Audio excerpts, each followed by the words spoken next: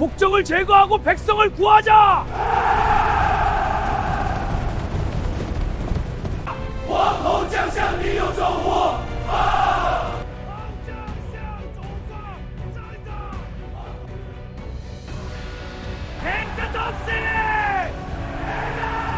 역사는 왕조의 기록이지만 그 행간을 채우는 것은 이름 없는 백성들의 함성입니다. 동아시아 3국, 한국, 중국, 일본. 이들은 모두 불평등과 수탈에 맞서 일어났지만 그들이 바라본 하늘과 종착지는 서로 달랐습니다. 오늘 우리는 삼국 밀란의 결정적 차이를 들여다봅니다.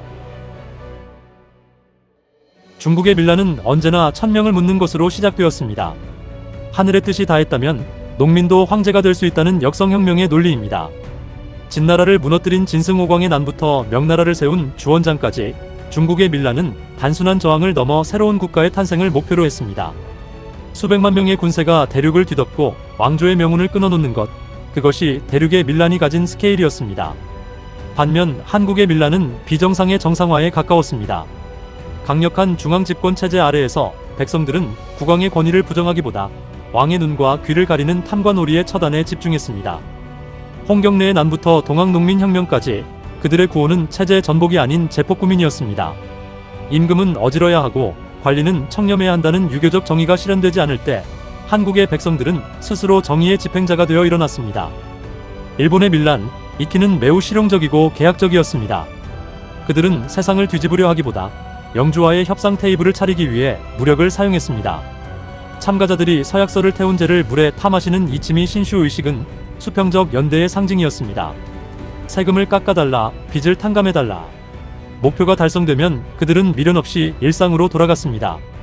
밀란이 없었다는 통념과 달리 일본 에도 시대 동안 기록된 농민 봉기인 샤쿠쇼 이키와 도시 폭동인 우치코와시는 확인된 것만 3,000건이 넘습니다.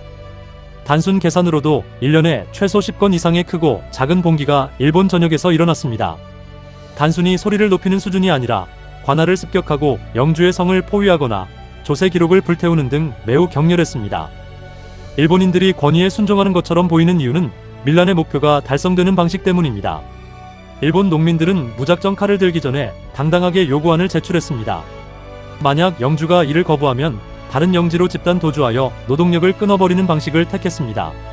이는 영주에게 경제적으로 치명적인 타격이었기에 영주는 대개 협상에 응해야 했습니다. 일본의 밀란은 왕을 죽이자가 아니라 세금을 깎아라 아니면 우리 다 떠난다는 실리적 압박이었습니다. 그들은 막부나 영주를 폐위시키려 하지도 않았습니다. 대신 고리대 금업자인 도소와 사카야를 습격해 오직 빈 문서를 찾아 불태우는 데 집중했습니다.